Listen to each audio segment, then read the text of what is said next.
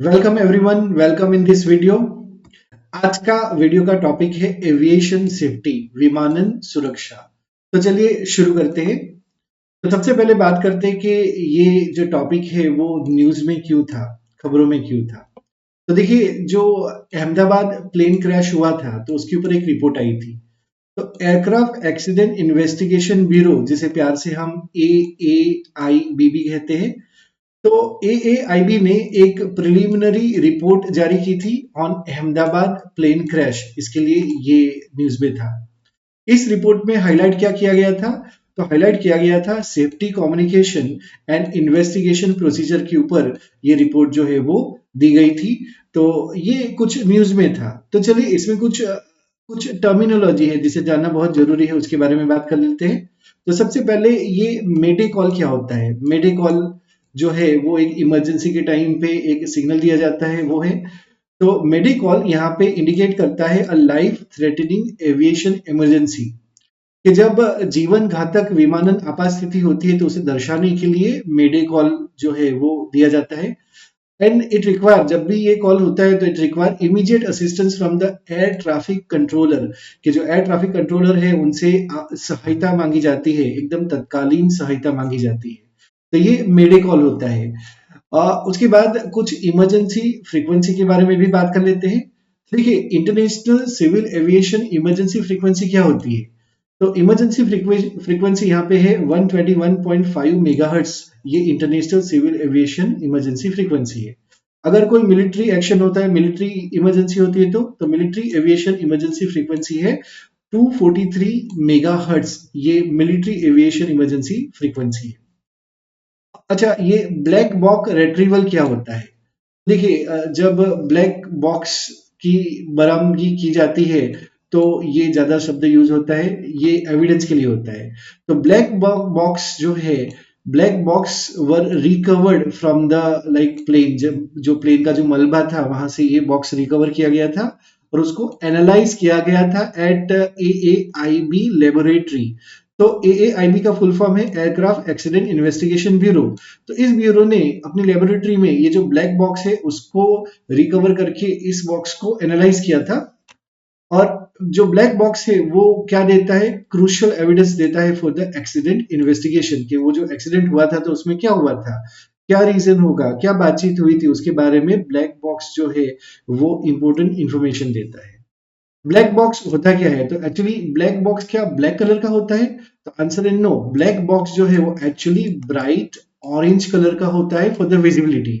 तो ये चमकीला होता है, नारंगी रंग का होता है, ताकि अच्छे से देख पाए कि जब भी एक्सीडेंट होता है और मलबे में से ये जब निकालना होता है तो चमकीला बॉक्स होता है तो आराम से मिल सकता है, इसलिए ये चमकीला नारंगी कलर का होता है। और ये किससे बना होता है? तो ये स्ट्रॉन्ग मटेरियल से बना होता है, जैसे स्टील है, टाइटेनियम है, इससे ये बना होता है। ताकि कभी भी दुर्घटना होती है तो ये बचा रहे और उसके अंदर जो रिकॉर्डर होते हैं, इसके अंदर जो एविडेंस होते हैं वो बचे रहे और इन्वेस्टिगेशन करने में काम आए। ब्लैक बॉक्स के कंपोनेंट क्या क्या होते हैं? तो देखिए, इसके अंदर फ्लाइट डेटा रिकॉर्डर होता है, जो कि स्पीड है, प्लेन की स्पीड क्या थी, अल्टीट्यूड क्या था, इंजन का डेटा जो है वो रिकॉर्ड करता है। उसके बाद कॉकपिट वॉइस रिकॉर्डर भी होता है, कि कॉकपिट पे जो पायलट जो है वो कौन कौन सी कन्वर्सेशन कर रहे हैं, क्या क्या कन्वर्सेशन कर रहे हैं, उसके बारे में भी इससे पता चल सकता है, इसका रिकॉर्डिंग होता है। अब बात करते हैं एविएशन सेफ्टी फ्रेमवर्क क्या है भारत में। तो भारत में विमानन सुरक्षा ढांचा की अगर हम बात करें तो भारत में multiple specialize aviation regulatory bodies है। अलग अलग बॉडीज है, वो स्पेशलाइज बॉडी है। And each institution has a distinct safety standard. हर इंस्टीट्यूशन का अपना अलग अलग सुरक्षा भूमिका होती है, सेफ्टी स्टैंडर्ड होते हैं। सबसे पहले बात करते हैं DGCA के बारे में बात करते हैं। देखिए, DGCA का फुल फॉर्म है directorate general of civil aviation. इसके बारे में बात करते हैं। तो भारत में ये जो DGCA है वो एक मेन एविएशन सेफ्टी रेगुलेटर है। ये रेगुलेट करता है एयर ट्रांसपोर्ट को, एयर वर्दिनेस को एंड सेफ्टी स्टैंडर्ड को ये रेगुलेट करता है। DGCA कोऑर्डिनेट करता है इंटरनेशनल सिविल एविएशन ऑर्गेनाइजेशन के साथ और ये रेगुलेशन करने का काम करता है, ये मेन बॉडी है। दूसरी बॉडी है जो एयर मतलब एयर ट्रांसपोर्ट के लिए जो रेगुलेशन करने के लिए दूसरी बॉडी है वो है एयरपोर्ट इकोनॉमिक रेगुलेटरी अथॉरिटी, जिसे प्यार से AERA भी कहा जाता है। इसका एस्टेब्लिशमेंट 2009 में हुआ था अंडर AERA एक्ट 2008 के अंदर। ये रेगुलेट करता है एयरपोर्ट ट्रैफिक टैरिफ को, एयरपोर्ट के जो टैरिफ होते हैं उसे रेगुलेट करता है, और परफॉर्मेंस स्टैंडर्ड को भी ये रेगुलेट करता है। उसके बाद बात करते हैं bureau bureau of civil aviation security, जिसे BCAS भी कहा जाता है। BCAS ये इंडिपेंडेंट बॉडी है, इन 1987 में ये बॉडी बनी थी, और ये कुछ एविएशन सिक्योरिटी स्टैंडर्ड को ले डाउन करता है, ये कुछ मानक को निर्धारित करता है एविएशन के लिए, सिक्योरिटी के लिए, एंड ये फॉलो करता है ICAO अनेक्स 17 की गाइडलाइन को। ये ICAO का फुल फॉर्म है इंटरनेशनल सिविल एविएशन ऑर्गेनाइजेशन। तो अंतरराष्ट्रीय स्तर पे कुछ गाइडलाइन है जिसे अनेक्स 17 गाइडलाइन कहा जाता है, उसको ये bureau of civil aviation security इसे फॉलो करता है। चलिए बात करते हैं कि ये गाइडलाइन क्या है, अनेक्स 17 ऑफ ICAO क्या है, इंटरनेशनल सिविल एविएशन ऑर्गेनाइजेशन की ये अनेक्स 17 की गाइडलाइन क्या है। तो ये गाइडलाइन डील करती है with the protection against unlawful interference, कि कोई गैर कानूनी हस्तक्षेप अगर होता है तो उसके संबंधित ये सुरक्षा का प्रोविजन करती है। It focus on aviation security जो विमानन सुरक्षा है उसके ऊपर इसका ध्यान केंद्रित होता है। दूसरी एजेंसी की बात करते हैं, एयरक्राफ्ट एक्सीडेंट इन्वेस्टिगेशन ब्यूरो क्या होता है। तो देखिए एयरक्राफ्ट एक्सीडेंट इन्वेस्टिगेशन ब्यूरो, जिसे प्यार से हम AAIB कहते हैं, इसका एस्टेब्लिशमेंट 2012 में मिनिस्ट्री ऑफ सिविल एविएशन के द्वारा किया गया था, और ये जो एयरक्राफ्ट के एक्सीडेंट होते हैं उनको इन्वेस्टिगेट करता है, जो सीरियस इंसिडेंट होता है उसको ये इन्वेस्टिगेट करता है। पावर क्या है इसका, AAIB का पावर क्या है। तो हमारे देश में जो एयरक्राफ्ट एक्सीडेंट इन्वेस्टिगेशन ब्यूरो है, AAIB है, उसके पास अनरिस्ट्रिक्टेड एक्सेस होता है टू ऑल द एविडेंसेस, कि कोई भी विमान की दुर्घटना होती है और कोई भी अगर एविडेंस हुआ तो उस एविडेंस को हासिल करने में उसके पास बहुत सारा पावर होता है। कोई प्रायर जुडिशियल परमिशन की भी इसे जरूरत नहीं है, कोई भी कोर्ट के पास जाना और उसके बाद कोर्ट का ऑर्डर लाना, ऐसी कोई जरूरत नहीं है, ये कोई भी एविडेंस को प्राप्त कर सकता है।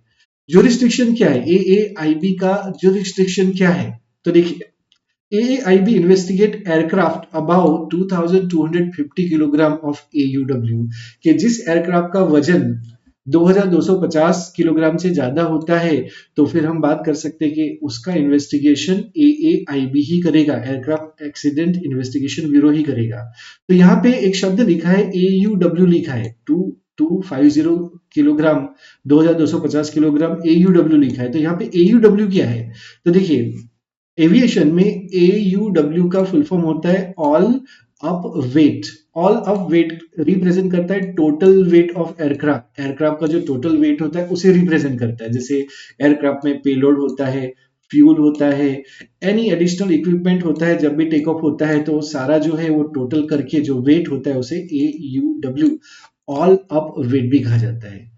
ऑल टर्बोजेट एयरक्राफ्ट, इंडिया में जो भी टर्बोजेट एयरक्राफ्ट है वो सारे एयरक्राफ्ट के जो भी एक्सीडेंट होते हैं उसको इन्वेस्टिगेशन AAIB करता है। इसका मतलब ये एक्सीडेंट जब भी होता है किसी विमान का तो उसका, और वो भारी विमान होता है तो उसका इन्वेस्टिगेशन ये संस्था करती है, AAIB करती है, मतलब ये महत्वपूर्ण संस्था है। एक तरफ हमने देखा DGCA देखा, एक तरफ हम देख रहे हैं AAIB। तो दोनों में फर्क क्या है, चलिए बात करते हैं। दोनों इन्वेस्टिगेट करता है। तो देखिए DGCA इसका फुल फॉर्म है directorate general of civil aviation. ये इन्वेस्टिगेट करता है सीरियस इंसिडेंट, जो भी एक्सीडेंट होता है सीरियस इंसिडेंट होता है, बट बिलो 2250 किलोग्राम एयरक्राफ्ट के 2250 किलोग्राम से वजन से कम एयरक्राफ्ट जो होता है उसके ऊपर DGCA इन्वेस्टिगेट करता है। जबकि AAIB जो है एयरक्राफ्ट एक्सीडेंट इन्वेस्टिगेशन ब्यूरो, ये हैंडल करता है इससे ज्यादा वजन वाले एक्सीडेंट हुए एयरक्राफ्ट को इंडिपेंडेंटली इन्वेस्टिगेट करता है। तो मतलब ज्यादा भारी विमान का एक्सीडेंट हुआ तो AAIB उसको हैंडल करेगा, और उससे अगर कम वजन वाला एयरक्राफ्ट अगर एक्सीडेंट होता है तो उसे DGCA इन्वेस्टिगेट करेगा। नेक्स्ट संस्था है इंटरनेशनल सिविल एविएशन ऑर्गेनाइजेशन, जिसे प्यार से ICAO कहा जाता है।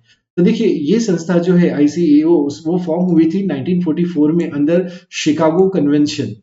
ये यूनाइटेड नेशन की एक स्पेशलाइज्ड एजेंसी है और उसके पास 193 मेंबर कंट्री है जिसमें भारत भी एक सदस्य है। नेक्स्ट है ये जो ICAO है जो यूनाइटेड नेशन की स्पेशल एजेंसी है उसकी भूमिका क्या है, उसका रोल क्या है। तो ये ग्लोबल एविएशन सेफ्टी स्टैंडर्ड को सेट करता है, टेक्निकल स्टैंडर्ड को सेट करता है। ये safety and orderly international air transport को भी प्रमोट करता है। नेक्स्ट है पार्लियामेंट्री कमेटी की फाइंडिंग्स क्या है इसके ऊपर, जो एयर क्रैश हुआ था उसके बाद जो DGC है जो इंटरनेशनल संस्था है, इंडिया में जो संस्था है उसके ऊपर फाइंडिंग्स क्या है।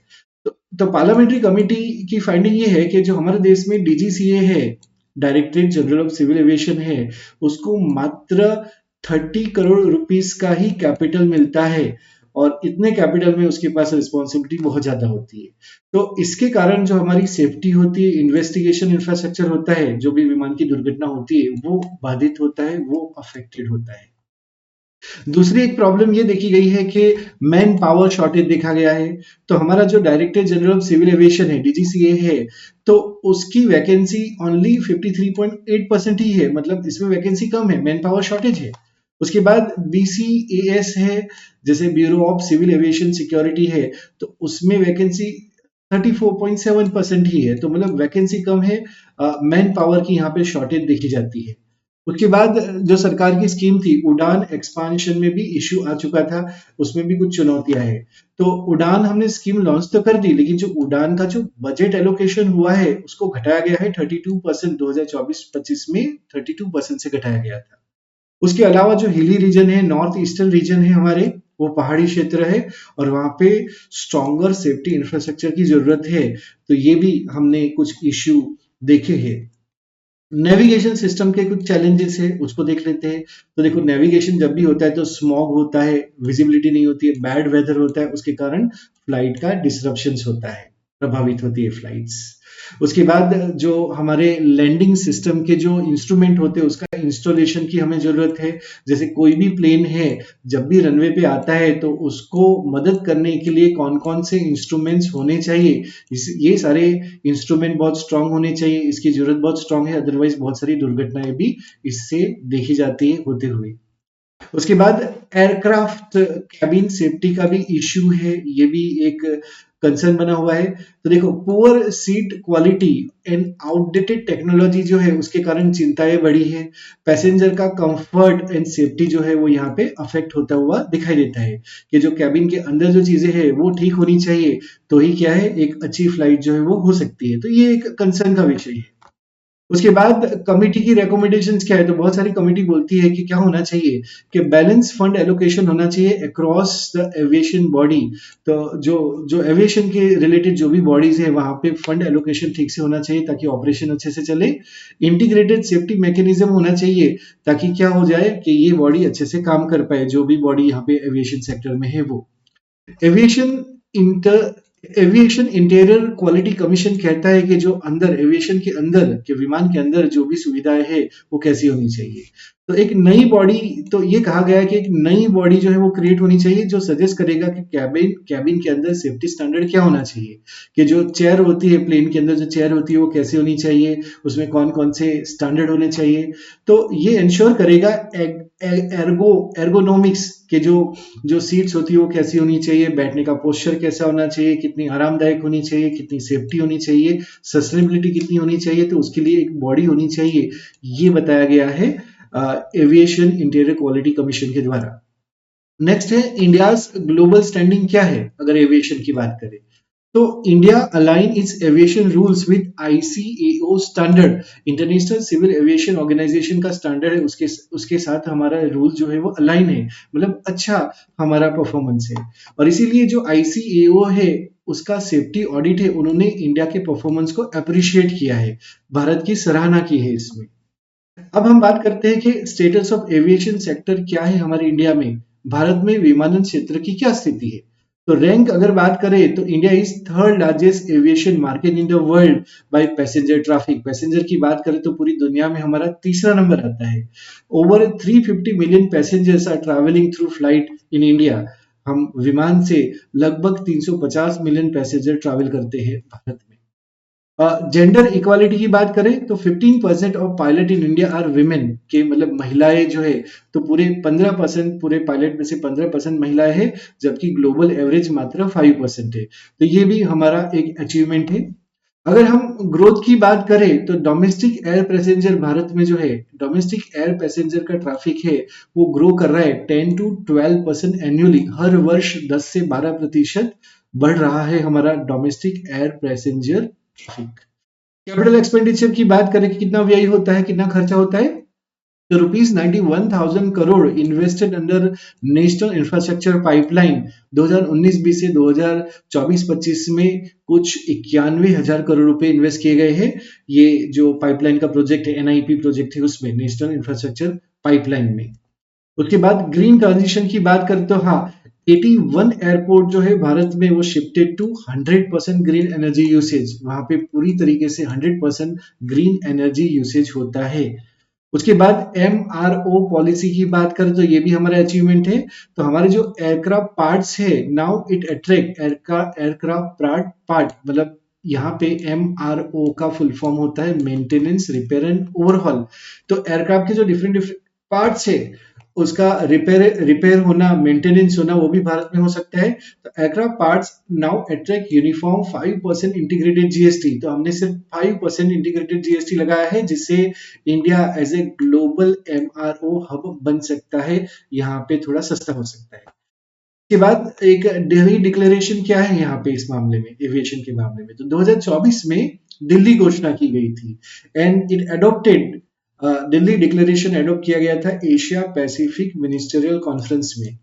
और यहाँ पे ये जो डिक्लेरेशन है, it support open sky and global connectivity. तो ये एविएशन के मामले में एक लिबरलाइज्ड, एक बहुत ही अच्छा एक घोषणा था। हम कंक्लूजन में बोल सकते हैं कि जो एक्सीडेंट इन्वेस्टिगेशन जो होता है, अगर अच्छे तरीके से हो और हमें उससे सीखे तो ये फ्यूचर में जो क्रैश होते हैं, जो दुर्घटनाएं होती है, उसे रोकी जा सकती है। और स्ट्रॉन्ग इंस्टीट्यूशन ही इंश्योर कर सकता है सेफ एविएशन ग्रोथ को। तो हम फाइनली बोल सकते हैं कि भारत में जो AAIB है, जो एयरक्राफ्ट एक्सीडेंट इन्वेस्टिगेशन ब्यूरो है, वो नोडल एजेंसी है for investigation of major aircraft accidents in India. तो यहाँ पे हम इसको कंक्लूड करके फिर अब कुछ क्वेश्चंस देख लेते हैं। तो देखिए, पहला सवाल है, which body investigate aircraft accident involving turbojet aircraft in India? तो इसमें से जो करेक्ट आंसर होगा वो है D, AAIB। Next question, the mayday call in aviation signify what? तो यहाँ पे करेक्ट आंसर होगा C, life threatening emergency. Next question है, which ICAO annex deal with aviation security? तो यहाँ पे करेक्ट आंसर होगा सी, अनेक्स 17। नेक्स्ट क्वेश्चन है, aircraft with maximum mass below 2250 kilogram are investigated by? तो यहाँ पे करेक्ट आंसर होगा option C, DGCA। Next question है, ICAO was established under which convention? तो यहाँ पे करेक्ट आंसर होगा ऑप्शन डी, शिकागो कन्वेंशन। तो आज इस वीडियो को यहाँ पे हम कंप्लीट करते हैं। Thank you so much for watching this video. Thank you so much.